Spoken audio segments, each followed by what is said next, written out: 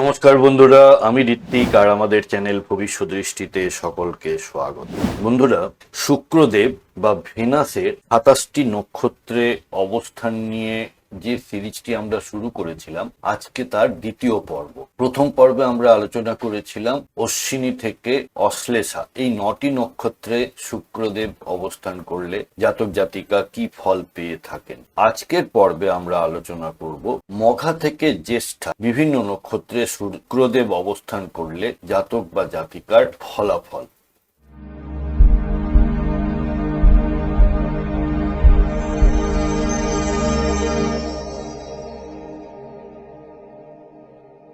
বন্ধুরা, আপনারা যারা যারা আমার চ্যানেলটি অলরেডি সাবস্ক্রাইব করেছেন তাদেরকে জানাই আমার অসংখ্য ধন্যবাদ ও কৃতজ্ঞতা। যারা এখনো সাবস্ক্রাইব করেননি তাদের কাছে আমার বিনীত আবেদন, চ্যানেলটি সাবস্ক্রাইব করুন এবং পাশে থাকুন। আমরা আগেই আলোচনা করেছি যে ভালোবাসা এবং সৌন্দর্যের কারক গ্রহ হলেন শুক্রদেব, দৈত্যগুরু শুক্রাচার্য। এই শুক্রদেব যখন মঘা নক্ষত্রে অবস্থান করেন, যার অধিপতি হলেন কেতুদেব। শুক্রদেব মঘা নক্ষত্রে অবস্থান করলে রাজকীয় অথচ একটা বৈরাগ্যময় অনুভূতি তৈরি হয়।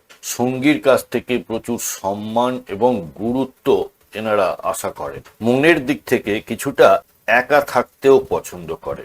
পূর্বপুরুষের শুভ কর্মের ফলে হঠাৎ প্রেম বা ধন সম্পদের আগমন ঘটতে পারে।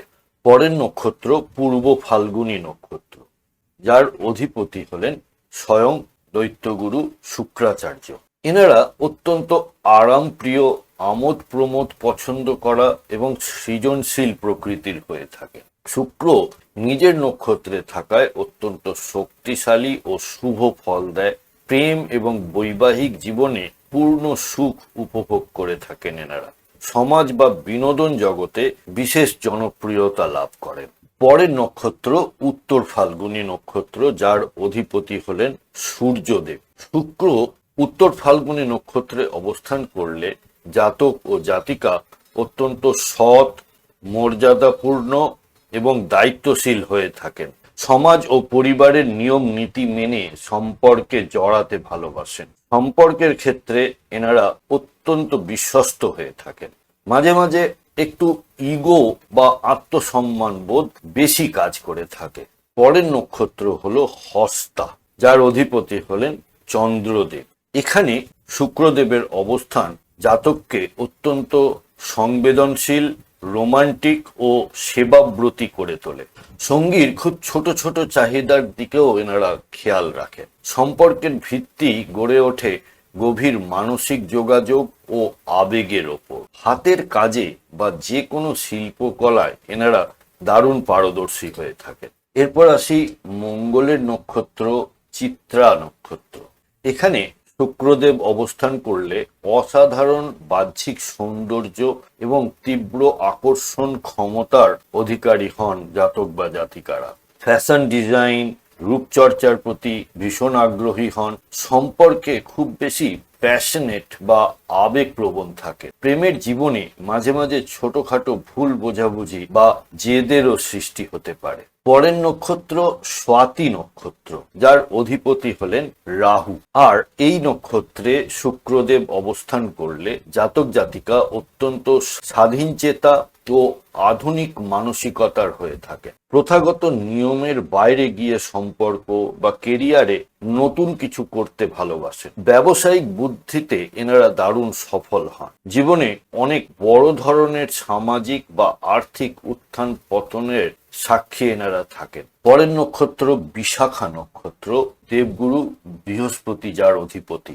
এখানে শুক্রদেবের অবস্থান জাতক ও জাতিকাকে প্রেমের মধ্যে আধ্যাত্মিক এবং দার্শনিকতার ছোঁয়া দিয়ে থাকে।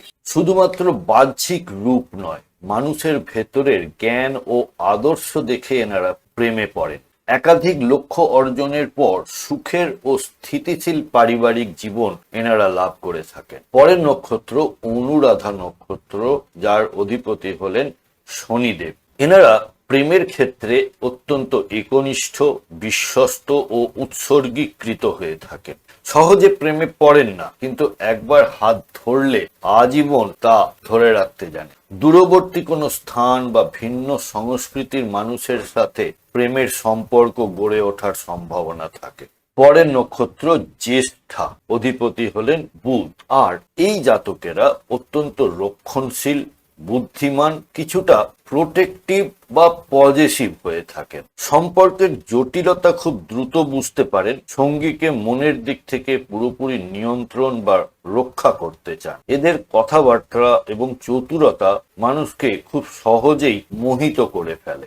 তাহলে এক নজরে মঘা থেকে জ্যেষ্ঠার নক্ষত্রে শুক্রের প্রভাবগুলি যদি ধরা হয়, তাহলে মঘায় রাজকীয় এবং বৈরাগ্যময় প্রেমের ধরন, পূর্ব ফাল্গুনিতে আরামপ্রিয় এবং সৃজনশীল, উত্তর ফাল্গুনিতে মর্যাদাপূর্ণ ও দায়িত্বশীল, হস্তাতে রোমান্টিক ও কেয়ারিং বা সেবাব্রতী, চিত্রায় প্যাশনেট ও আকর্ষণীয়, স্বাতীতে স্বাধীনচেতা ও আধুনিক, বিশাখায় আধ্যাত্মিক ও দার্শনিক, অনুরাধা নক্ষত্রে একনিষ্ঠ ও বিশ্বস্ত, জ্যেষ্ঠায় রক্ষণশীল এবং আধিপত্যকামী হয়ে থাকেন।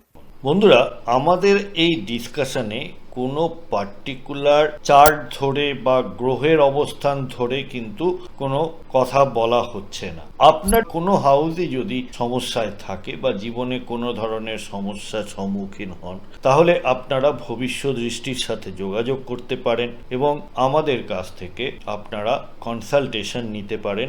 আপনাদের ন্যাটাল চার্ট বা গ্রহগত অবস্থান জন্মকালীন, তার সাথে দশা অন্তর্দশা এবং আগামী দিনের যে ট্রানজিট এবং তার প্রভাব, এই সব মিলিয়ে আপনারা একটি রেজাল্ট বা সলিউশন আমাদের থেকে পেতে পারেন। কন্ট্যাক্ট নাম্বার এবং ওয়েবসাইট এবং চেম্বারের অ্যাড্রেস সবই দেওয়া হলো, আপনারা সময় মতো যোগাযোগ করতে পারেন। বন্ধুরা, আপনার জন্মছকে শুক্রদেব কোথায় অবস্থান করছেন আর আপনারা জীবনে কি ফল পেয়েছেন, অবশ্যই আমাকে কমেন্ট বক্সের মাধ্যমে জানাবেন। এই সিরিজের পরের পর্বে আমরা আলোচনা করব মূলা থেকে রেবতী নক্ষত্রে শুক্রদেবের অবস্থান। বন্ধুরা, যদি ভিডিওটা আপনাদের ভালো লেগে থাকে তাহলে অবশ্যই লাইক, কমেন্ট, শেয়ার করবেন। সাবস্ক্রাইব না করে থাকলে আবারও আবেদন করছি, সাবস্ক্রাইব করুন। সাথে থাকার জন্য অনেক ধন্যবাদ।